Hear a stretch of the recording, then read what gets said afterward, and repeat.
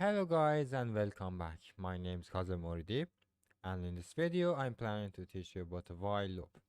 In the last video we learned a lot about the for loops, from very simplified for loops to the more advanced one or more newer one that is added recently to the Dart language.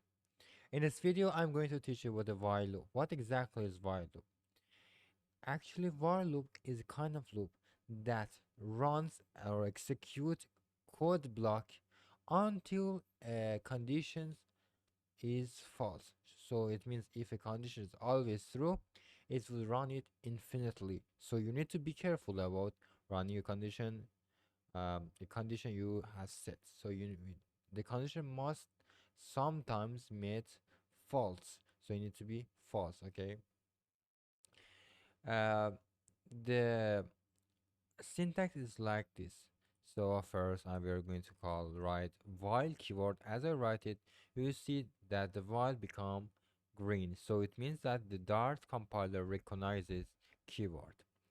And then in this part, in this parentheses, we write the condition, and this brackets we write our code blocks.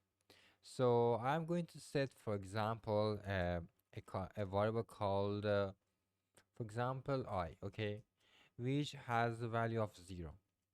So if the I is less than 10, then run this code.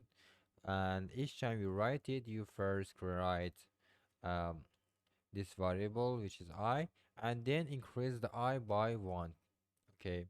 So if the condition was not false in the future, this line of code actually repeat itself multiple times. So you must be careful. You must be really pay attention to the condition you set in a while loop. So if I run this code, you will see that it would run it from 0 till 9. So when it reach 9, because 9 is less than 10, so 10 is not less than 10. Okay, so you need to, so when it reached number 9 as an index, this thing actually stop. But if I somehow I didn't write this code, so condition would always become true. So this code would run it infinitely. If I run it, you will see that actually console will crash, because actually the code is not stopping, because condition um, doesn't won't become false, won't become always, the condition would be always true. So as you see, the page actually crashed. So I will close the page and again reload the console, because the last time we actually crashed the console of the browser. That's it for a while loop. If you like my videos, please consider leaving a like or even subscribing to my YouTube channel.